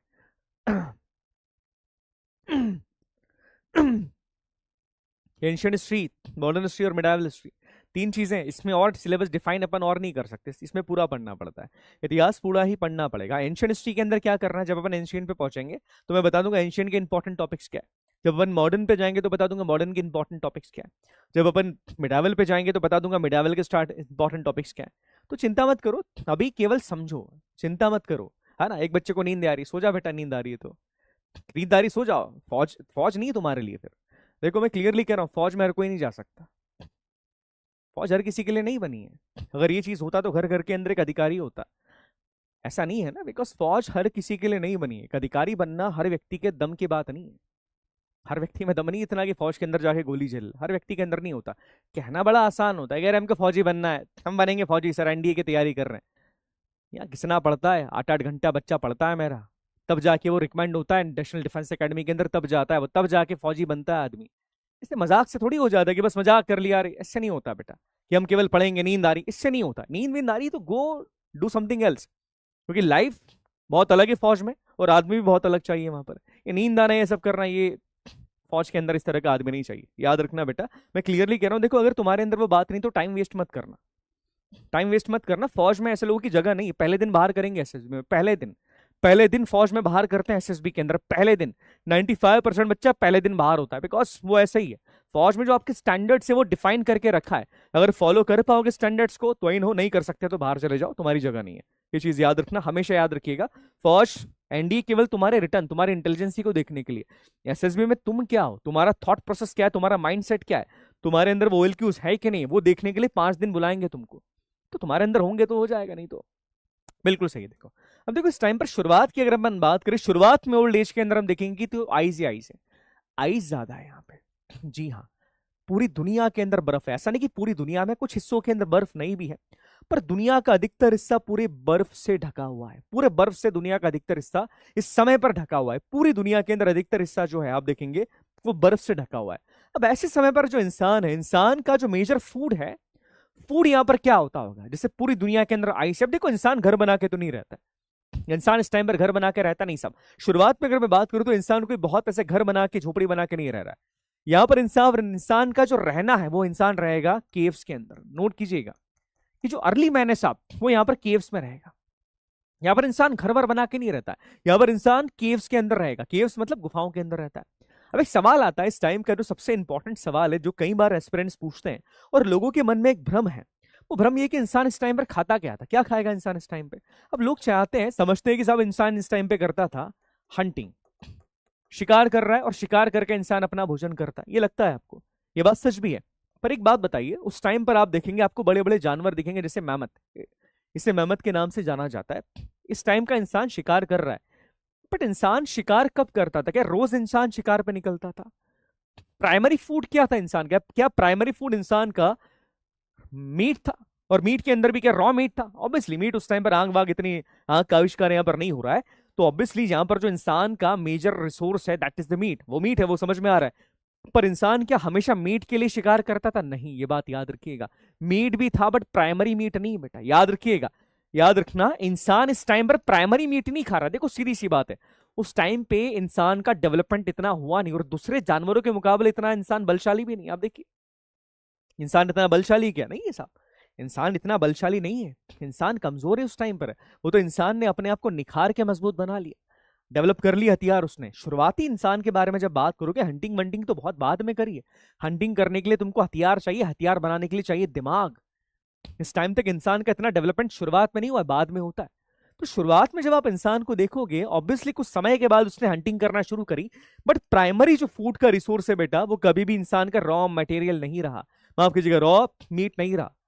प्राइमरी नहीं है, खाता है इंसान, जानवरों को मार के खा रहा है, बट प्राइमरी नहीं है। अपन जानवर जैसे नहीं थे, हम लोग दूसरी चीजें भी कंज्यूम कर रहे, लाइक फ्रूट्स एंड बेरीज। ये नोट कीजिएगा, फ्रूट्स बेरीज एंड नट्स उगा पा रहे कि नहीं साहब? हम उगाते नहीं है, we are not able to produce. हम उगा नहीं पा रहे कि साहब हम उगा रहे हैं, हम तो फ्रूट्स उगाना शुरू कर दिया, पेड़ लगा दिए, हम उगा नहीं पा रहे, पर हम इसको कंज्यूम कर रहे हैं। वी आर कंज्यूमिंग इट, हम कंज्यूम कर रहे हैं, फ्रूट्स हम कंज्यूम कर रहे हैं, बेरीज हम कंज्यूम कर रहे हैं, नट्स हम कंज्यूम कर रहे हैं। क्योंकि इस टाइम पर इंसान ने, कहते हैं साहब कि इंसान का इस टाइम पर एक इकोनॉमिकल डेवलपमेंट तो नहीं हो पा रहा है, नहीं इमोशनल डेवलपमेंट इतना हो पा रहा है। इंसान इतना ज्यादा इमोशनल इस टाइम पर नहीं है, इतना इमोशंस इंसान के अंदर नहीं आ रहा है। तो इंसान का जो प्राइमरी फूड रिसोर्स है दैट इज मीट है क्या? नहीं साहब, मीट नहीं है, मीट नहीं, मीट सेकेंडरी बेटा, याद रखिएगा। प्राइमरी फ्रूट्स एंड बेरीज, ये नोट करिएगा, सवाल पूछा गया था किस टाइम पर इंसान का जो प्राइमरी रिसोर्स है फूड का वो क्या है? दैट इज नॉट दी कि साहब आप सेव फल खा रहे हो, आप बेरीज खा रहे हो, नहीं, आप खाते हो बट कई बार आप शिकार भी कर रहे हो, तो बैलेंस यहां पर बना के चल रहा है। बट ज्यादातर क्या है, फ्रूट्स एंड बेरीज, ये चीजें यहां पर ज्यादा इंपॉर्टेंट है। अब देखो अर्ली मैन के बारे में हमको समझ में आता है कि जब इंसान, थोड़ा बहुत इंसान के अंदर दिमाग आया। अब दिमाग कैसे आया इंसान के अंदर? इंसान के दिमाग में, दिमाग इंसान के पास कैसे आया, इंसान के अंदर इमोशंस कैसे आए? देखिए इमोशंस को लाने में एक चीज सबसे इंपॉर्टेंट थी, दैट वाज द फायर। याद रखिएगा फायर, फायर जो है इंसान की सबसे बड़ी खोज है, ये मैं हमेशा कहता हूं। फायर के बिना हम कुछ नहीं थे, without fire we are nothing. Fire ने हमको जिंदा रखा है। अब आज आप आज के बारे में सोचते हैं, आज के जानवरों से आप बच जाओगे जंगल में बिना आग के? मैं आपसे पूछता हूँ, आज अगर हम होते हैं और आज मान लीजिए आज की तारीख के बारे में, आज की अगर हम तारीख की बात करें, आज तुमको और मुझे बिना फायर के जंगल में छोड़ दिया जाए, हमारे पास ना गन से ना वेपन से, हमारे पास कुछ नहीं है, वी आर नेकेड, हमारे पास कुछ नहीं है, हमारे पास कपड़े भी वो जानवर की खाल हम पहन रहे हैं, क्या हम सरवाइव कर पाएंगे? Can we survive? हम सरवाइव नहीं कर सकते। और उस टाइम पर जो जानवर है वो बहुत अलग लेवल के जानवर है। आज तो जानवरों का साइज छोटा हो गया, उस टाइम के जानवर बहुत साइज में बने, और ये भूखे प्यासे थे हमारे, इंसान ने लड़ के अपने आप को बचाया है। तो क्या हुआ, जैसे फायर का डेवलपमेंट होता है, देखिए फायर के डेवलपमेंट होने के साथ साथ इंसान ने क्या करा, एक तो इंसान को मिली सबसे पहली चीज सिक्योरिटी, सुरक्षा मिल गई उसको, उसको सुरक्षा मिली है जानवरों से, उसको जानवर से सुरक्षा ही फायर ने दी। अगर फायर नहीं होता तो हमारा अस्तित्व ही नहीं होता। हमारा अस्तित्व होता कि नहीं साहब, हमारा अस्तित्व नहीं होता। अब ये कहा जाता है कि फायर की डिस्कवरी कब हुई, कुछ कहते हैं साहब मिडिल के अंदर हुई है, क्या कहते हैं, कुछ कहते हैं कि साहब मिडिल स्टोन एज के अंदर हुई है। बट अगर मैं क्लियरली तौर पे बात करूं तो ओल्ड स्टोन एज के अंत में फायर की डिस्कवरी हो जाती है। मिडिल के अंदर ऑब्वियसली कुछ लोग कहते हैं कि साहब मिडिल में भी, किताबों के अंदर भी कह दिया जाता है, बट ओल्ड स्टोन एज के अंत में, शुरुआत में नहीं अंत में इसकी डिस्कवरी हो जाती है। समहाउ हमने डिस्कवरी कर ली, कैसे करी किसी को नहीं पता, बोले दो पत्थर बजे, चिंगारी निकली, आग लगी, हम नहीं जानते। बट ये हमको समझ में आ गया कि फायर के आने से हमारे इंसानों में पहली चीज हम जिंदा बचे, दूसरी बात इंसान के अंदर इमोशन डेवलप होना शुरू हो गया। कैसे, कैन एनीवन टेल मी, इंसान में इमोशन फायर ने डेवलप कैसे किया बच्चा? फायर आग तुम्हारे अंदर इमोशन डेवलप कैसे कर रही है, कोई बता सकता है मुझे? अगर मैं बात करूं फायर के बारे में, फायर आग तुम्हारे अंदर इमोशंस डेवलप कैसे कर रही है? How fire is developing emotions? आग इमोशन कैसे डेवलप कर सकती है? देखो सीधी सी बात है, आग जो है, ध्यान से मेरी बात सुनना, बहुत बहुत इंपॉर्टेंट चीज है। फायर के द्वारा दो चीजें हुई। अब देखो इंसान पका हुआ मीट खाने लगा, इंसान जो भोजन कर रहा है, जब वो मीट खा रहा है इंसान, तो भोजन अब पका के खा रहा है। और एक स्टडी कहती है, that is a scientific study, कि पके हुए भोजन को खाने से आपके दिमाग का डेवलपमेंट ज्यादा होता है। रॉ चीजें खाओगे तो आपका दिमाग इतना डेवलप नहीं होता जितनी पकी हुई चीजें खाने से होता है। नंबर सेकंड चीज क्या होता है कि फायर के आसपास इंसान ने गैदरिंग करना शुरू कर दिया। देखो आसपास लोग बैठ रहे हैं, आग जल रही है, बातचीत कर रहे हैं, कम्युनिकेशन हो रहा है, तो इमोशंस डेवलप होते हैं कि यार ये तो मेरा भाई है, ये मेरा दोस्त है। और अगले दिन जब ये शिकार पे जा रहे तो वो आदमी नहीं रहता, वो मर गया, तो इमोशन जागृत हो रहे, कह रहे मर गया कैसे? दीज आर द थिंग्स, इंसान के इमोशन को जगाने में फायर का बहुत बड़ा योगदान है। Fire is the most important thing. इंसान का डेवलपमेंट होता जा रहा है, ब्रेन का डेवलपमेंट हो रहा है, इंसान का फिजिकल डेवलपमेंट होता जा रहा है, और इंसान के अंदर धीरे धीरे इमोशंस आना शुरू हो जाते हैं। अब देखिए जब इंसान में इमोशंस आना शुरू हो रहे हैं इस समय पर, आप देखेंगे तो इंसान ने शिकार करने के लिए कुछ टूल्स को डेवलप करना शुरू किया।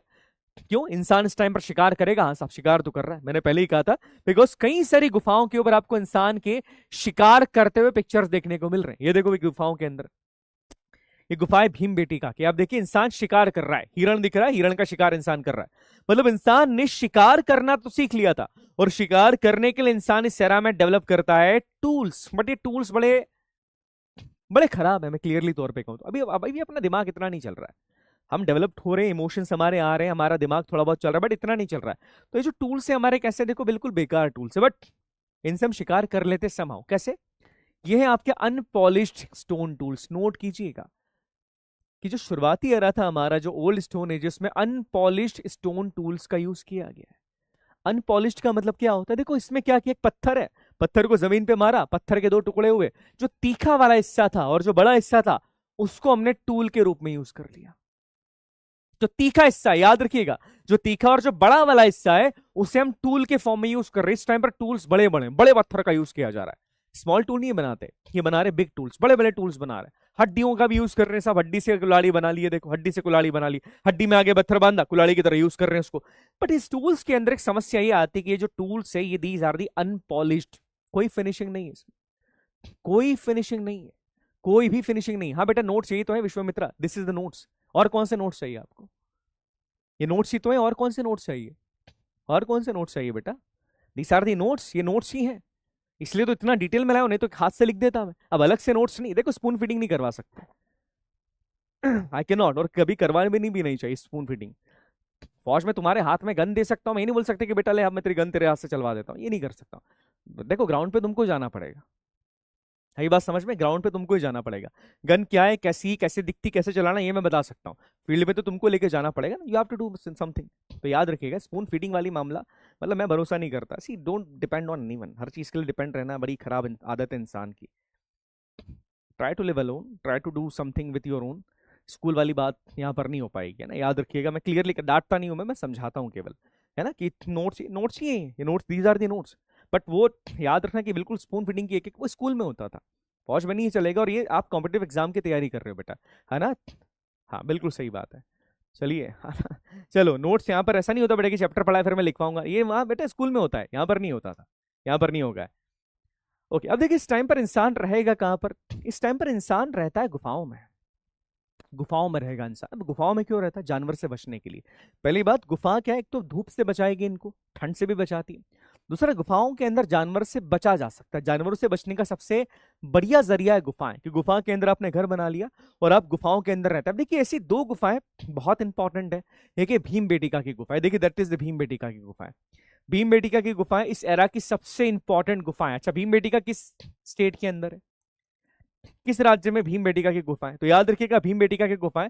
दूसरा है जो बहुत इंपॉर्टेंट जगह, दैट इज द बेलन वैली। बेलन वैली का है मिर्जापुर उत्तर प्रदेश में, जी हाँ, वही मुन्ना भैया, मिर्जापुर उत्तर प्रदेश के अंदर बेलन वैली। ये दो गुफाएं ऐसी है बेटा जो इस पूरे एरिया को डिफाइन करती है, इस पूरे एरा के बारे में बात करती है कि इस एरा के अंदर इंसान कहां पर रहता, गुफाओं के अंदर रहता था। मुझे एक बात बताओ, कि जो भीम बेटिका है, ये सवाल भी पूछा गया इसलिए मैं पूछ लेता हूँ, भीम बेटिका की गुफाएं भारत के किस राज्य के अंदर है?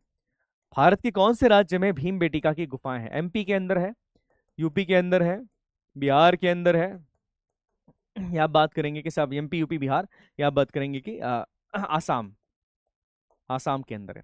भीमबेटिका की गुफाएं भारत के किस राज्य के अंदर आती है? इन विच स्टेट भीमबेटिका गुफा और भीमबेटिका केव्स आर सिचुएटेड? किस राज्य के अंदर है भीमबेटिका की गुफाएं, बताइए किस राज्य में है?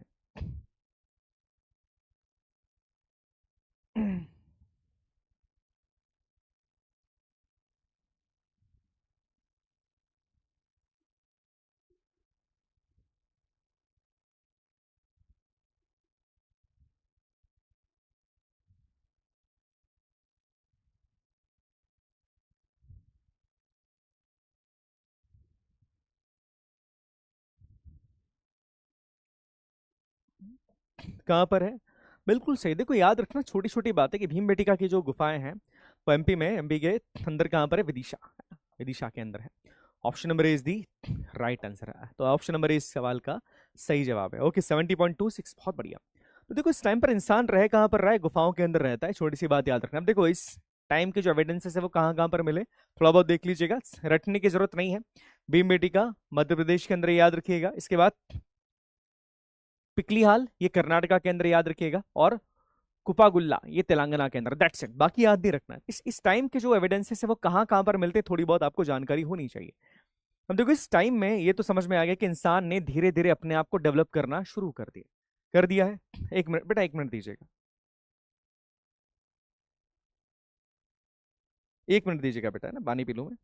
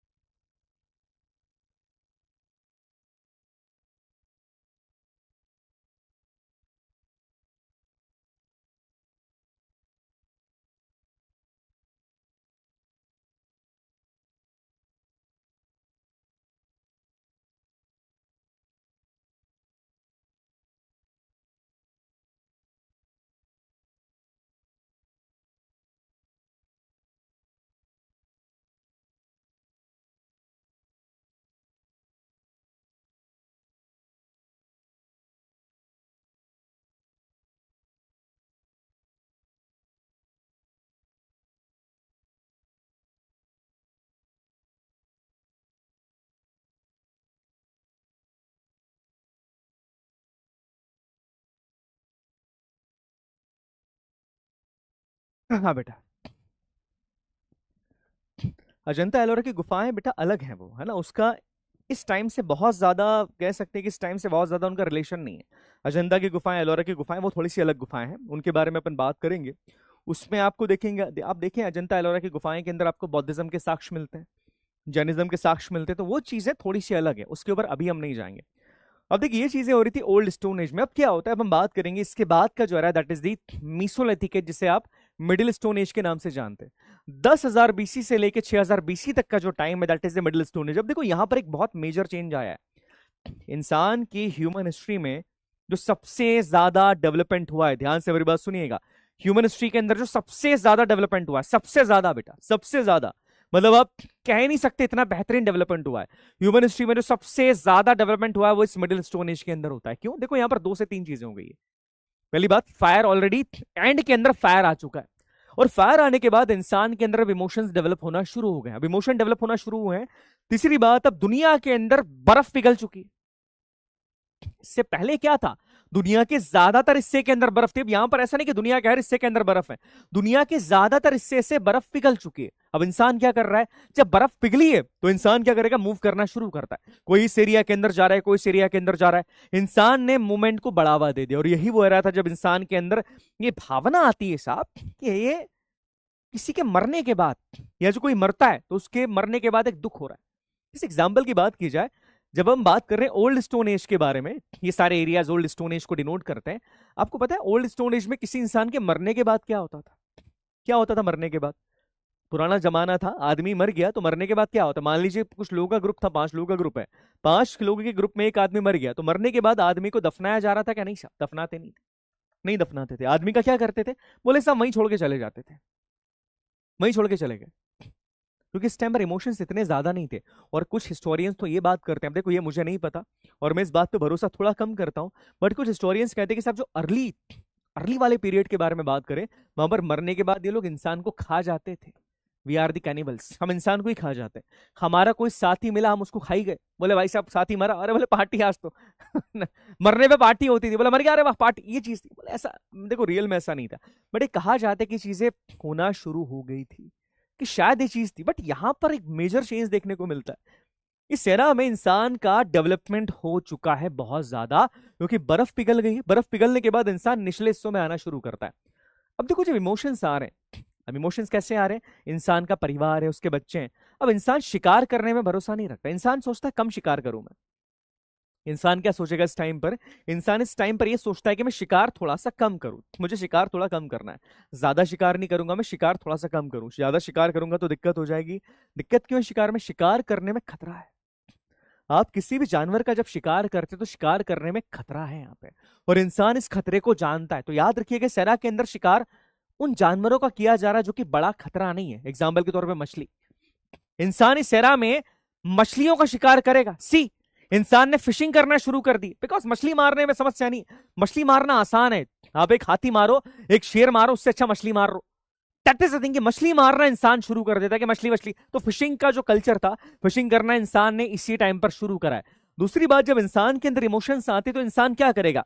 इंसान सोचता है कि देखो मुझे ज्यादा घूमना ना पड़े, ज्यादा घूमना ना पड़े, मेरा परिवार रहे मेरे साथ में, आंख जलाऊं, आंख के आसपास हम खा बैठे खाना खाएं। ये देखो ये आदि मानव भाई साहब, उसकी आधे मानव की बच्ची, और ये चीजें आसपास हम खाना खाएं, और इस तरीके से हमको ज्यादा बाहर ना जाना पड़े। तो इंसान यहां पर क्या करना शुरू करेगा? इंसान एक नई चीज करना शुरू करता है। इंसान अपने शिकार में सहायता के लिए, बिकॉज इंसान अब अपने परिवार से प्यार करता है, शिकार में अपनी सहायता के लिए इंसान अब बहुत रिस्क नहीं लेना चाहता। तो इस यही वो समय है जब इंसान को अपना एक दोस्त मिलेगा, जिसे आप डॉग्स के नाम से जानते हैं। जी हां, डॉग्स भी यहीं पे आए हैं। इसी टाइम पर इंसान ने कुत्तों को डोमेस्टिकेट करना शुरू कर दिया।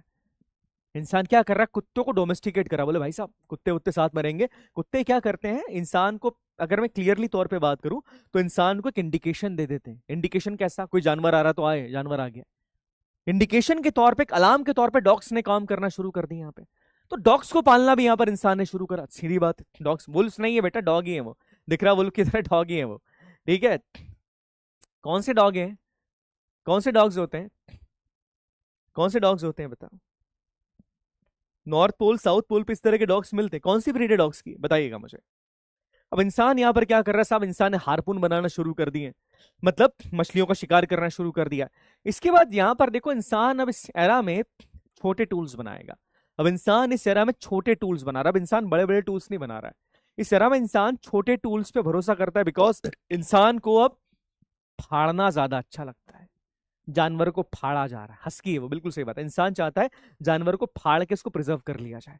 इंसान अब इस एरा के अंदर क्या कर रहा है? इंसान इस एरा में जानवर की चमड़ी से टेंट बना रहा है। टेंट बना रहा है साहब, तो टेंट को सीना पड़ेगा, चमड़ी को फाड़ना पड़ेगा। तो फाड़ने के लिए बड़ा टूल नहीं चाहिए, इतना बड़ा पत्थर उससे फाड़ेगा नहीं। अब यहाँ पर स्मॉल टूल्स आ गए। याद रखिएगा इन टूल्स का साइज जो है 1 सेंटीमीटर से 5 सेंटीमीटर के बीच का है।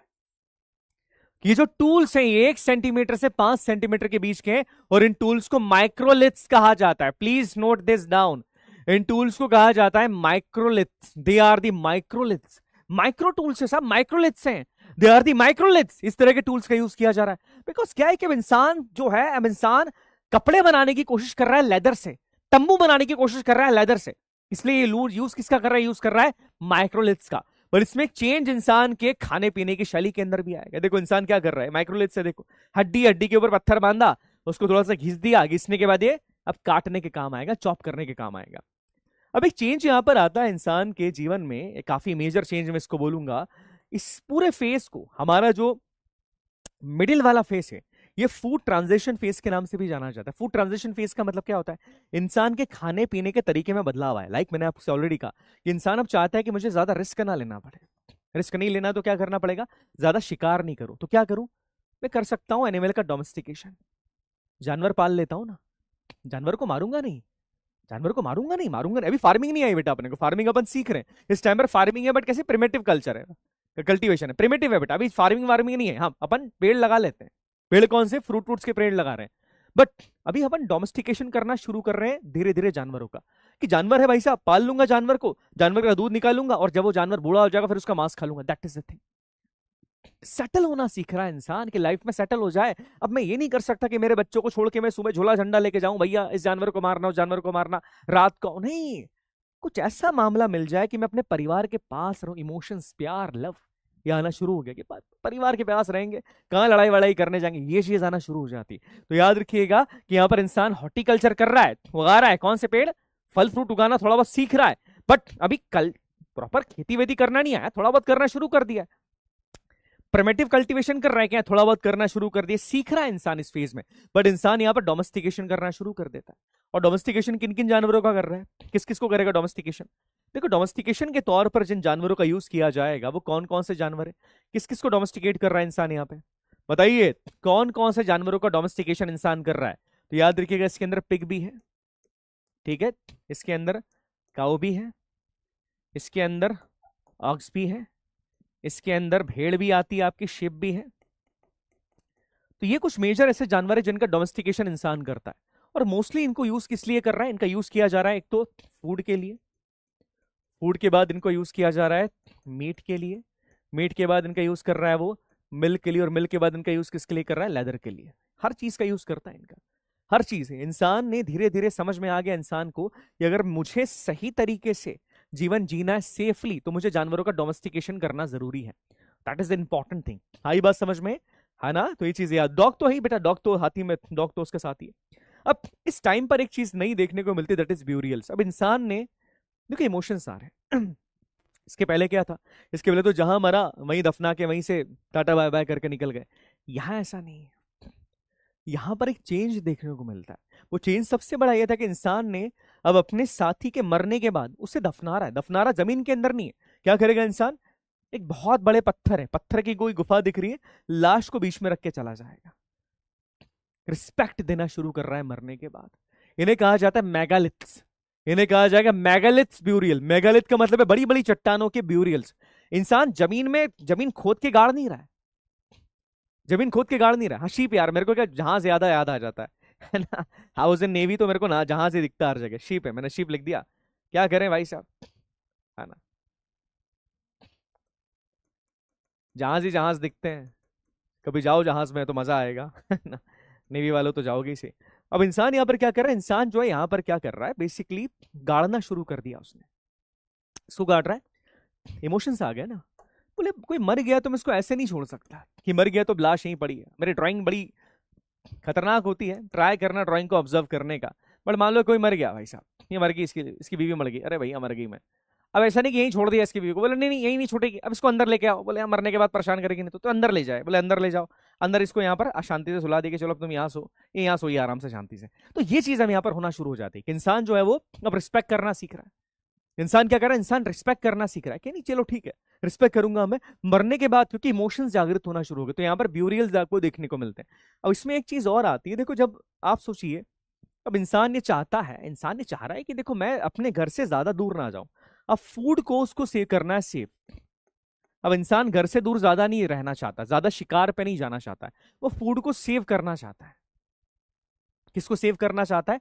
फूड को, जो खाना वो खा रहे हैं उस खाने को वो सेव करना चाहता है। अब सेव करने के लिए क्या करेगा? तो याद रखना, ऐसा कहा जाता है जो अर्ली पॉटरीज हैं, पॉटरी मतलब बर्तन जो हैं, शुरुआत के जो बर्तन है, जो पॉटरीज हैं, अर्ली पॉटरीज बनाने की शुरुआत भी इसी एरा के अंदर होती है। हाँ, इसके पहले कोई बर्तन वर्तन नहीं, इसके पहले तो जहां खाया वहीं झूठा छोड़ा निकल गए, मामला सेट अपना। यहाँ नहीं है, या पॉटरी है क्या कि अरे सामान बचा के रखूंगा तो परिवार से दूर जाना नहीं पड़ेगा, सामान संभाल के रखता हूँ ना, पॉटरी के अंदर रख दूंगा मांस, पॉटरी के अंदर फ्रूट्स रख दूंगा, तो फ्रूट्स रखूंगा तो संभाल के रखूंगा, जानवर खा नहीं पाएंगे तो मुझे घर से ज्यादा दूर जाना नहीं पड़ेगा। That is the thing. तो ये सवाल जो बड़ा इंपॉर्टेंट है, यहाँ पे कहा जाता है कि इस एरा के अंदर अर्ली पॉटरीज मिली है, और दुनिया के अंदर जो सबसे पहली पॉटरी मिली है, पता है वो कहां वो मिली है? कर्नाटका में, संगनकुला करके जगह कर्नाटका के अंदर, वहां पर दुनिया की सबसे पहली पॉटरी मिली। और ये पॉटरी का फोटो है, देखो, दुनिया की सबसे पहली पॉटरी। अब क्या सामान रख लेंगे, अब लड़ाई झगड़ा नहीं करना है, अब कोई दिक्कत नहीं है, अब सामान यही रखा, खाया पिया और निकल गया। दैट इज द थिंग, ये चीज यहाँ पर होना शुरू होती है। तो अर्ली पॉटरी के एविडेंसेस भी इसी एरा के अंदर आपको देखने को मिलते हैं। तो याद रखिएगा, ये साइट्स आप चाहो तो देख लेना। जैसे एग्जाम्पल की बात करें, यहाँ पर गुजरात के अंदर भी कुछ साइट्स मिली है, बोगर राजस्थान के अंदर है। इसके अलावा हम लोगों ने बात करी कर्नाटका वाली साइट्स की, याद रखिएगा ये बहुत इंपॉर्टेंट साइट है संगनकुला। इस साइट के अंदर क्या मिले? फर्स्ट पॉटरी के साक्ष्य मिले, पहली जो पॉटरी के साक्ष्य है वो इसी साइट के अंदर मिले। तो यहां तक सभी को क्लियर हो गया? यहां तक क्लियर है? देखो, साइट्स बहुत सवाल में नहीं आते हैं, सवाल नहीं आता साइट्स वाइट से, बट एक नॉलेज आपको होना चाहिए। These are the all the Mesolithic sites. यहां तक क्लियर हो गया? कैरेट्स समझ में आ गया? समझ में आ गया? बस हो गई खत्म क्लास। क्लियर हो गया? एड एक्सीडेंट बेटा, had accident on ship, I was in, बताऊंगा नहीं, छोड़ो, जो बीत गया वो बीत गया। क्लियर है? करेक्ट? चलो ठीक है, मजा आया? ओके ओके, चलिए ठीक है। तो आज के लिए आई थिंक इतना ही काफी है, और आगे अपन बात करेंगे, और आगे का सेशन जब भी मिलूंगा तो इसके आगे हम लोग बात करेंगे। तो आई होप चीजें क्लियर हो गई होगी। बहुत डिटेल में हमने पढ़ा, मजा आया, मजा आता है। देखो, मुझे पढ़ाने में मजा आता है, तुमको पढ़ने में मजा आता है, तो चीजें सीखना ऐसी। और थोड़ा बहुत ध्यान रखना कैसे क्या आगे बढ़ रहे हो, क्या कर रहे हो। नोट्स क्या है, देखो, सच नोट्स के लिए अलग से कुछ नहीं करने की जरूरत होती, पीडीएफ में से आप बना सकते हैं। जो चीजें मैं बोल रहा हूँ वही आप कर सकते हैं, अलग से करने की कोई सच जरूरत नहीं, बिकॉज इससे बाहर नहीं आएगा एग्जाम में। चलिए ठीक है बेटा, ध्यान रखो अपना, और बैकलॉग मत होने देना किसी भी कीमत पे। बहुत बढ़िया लगा मुझे आपकी पहली क्लास लेके, मतलब लिटरली लिटरली मजा आ गया दिल से। चलो।